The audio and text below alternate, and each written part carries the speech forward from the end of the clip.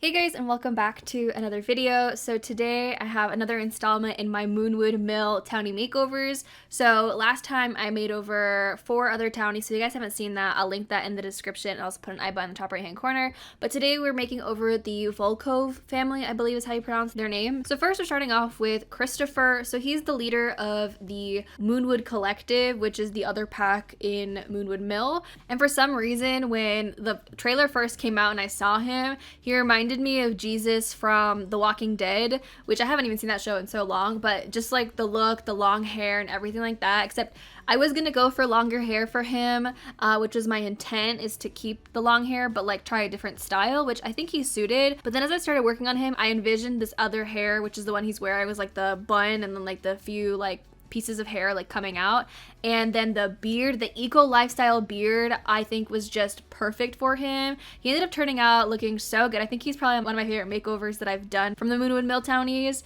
and I just think he looks so good. Like, oh, anyways, so I'm gonna go ahead and quickly read the family backstory. So it says, Kristopher Volkov has been around longer than most can remember. He founded and leads the Moonwood Collective and is eager to take in any werewolf feeling displaced or lost.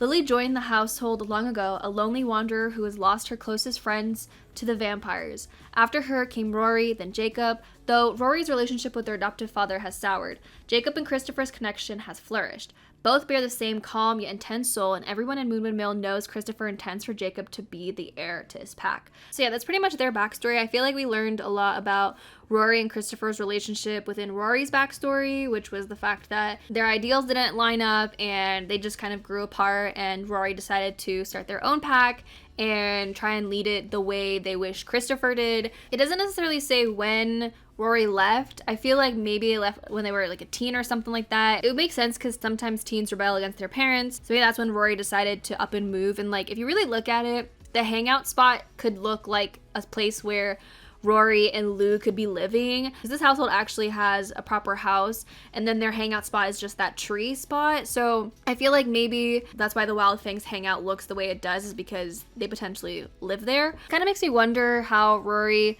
and Jacob's relationship is, like whether or not Kristopher is trying to stop him from having a relationship with Rory due to the fact that, you know, Rory up and left and started their own pack and all this stuff, and he has this set idea of him wanting Jacob to be this leader of the pack eventually and all this stuff. And he's only a teen, which I found out, I thought he was a young adult because Rory said my little brother, and so I was like, maybe they're just like both young adults but he's just the younger one. But no, he's actually a teen. So I wonder how long Kristopher has been taking care of them, which is kind of interesting, but I don't know if we learned that. I still have yet to talk to Kristopher in my own gameplay much, let alone the Moonwood Collective in general. So hopefully I'll be able to learn some more stuff. I don't know how much more I can learn, because it kind of makes me wonder, did he take them in as like these baby werewolves and like, you know, raised them, or if they ended up turning into werewolves like whilst they were under his care, or what the case is there. But I don't know if we find that out, so that's what I'm like thinking. But this leads us into Jacob's makeover. So I didn't really change Jacob up all that much. I really already liked his hair. I just made it a tone darker and obviously added skins, contacts and all that stuff. And when it came to his outfit, I pretty much wanted to stay within the general outfit that he kind of already had going for him. Although, like, I did have one outfit where I kind of liked it, which was one of the sweaters from the Werewolves pack, and then a pair of like these rose overalls, which I guess I could go back and give him that, but I just, for some reason, I just really liked the whole like turtleneck with the shirt over top, so I pretty much stuck with that. I feel like I didn't really want to change too much with these Sims, because I think more so like skin overlays and all that stuff, just so they can fit my game a little bit better, because I already really liked Kristopher's outfit as well. Like, I didn't feel like I needed to change much there. I feel like if anything, I'm enhancing than completely changing them up. So even Lily, like, the only thing I did was like made her head a little bit less wide, because I feel like a lot of the Sims that are made, their heads are just extremely wide. Like, even with Celine, like, I just made her head a little bit less wide. It's just because it starts to be a little bit more cartoony than I personally prefer. Oh yeah, also someone in the comments of my last makeovers video said that I should make over Greg, so I will be doing that. I've already actually attempted doing it, but I forgot to unlink his werewolf form, so everything started to go on to the werewolf, and it just started looking really bad because the skin went on and everything. So I definitely will attempt it again, and he's actually a pretty good good base sim, so I'm excited to see what exactly turns out. Like, I don't even remember what I started to make him look like, but supposedly him and Vlad also had some sort of romantic relationship. I don't actually know the details as far as that goes because I didn't really read into that or see anything about that whilst playing yet. But I think that's just like a general thing that the community has been saying. I don't know if that was actually something confirmed by the Sims team or what, but I mean, if that even is the case, that's pretty cool. Like, I kind of love that Vlad and Greg had a thing.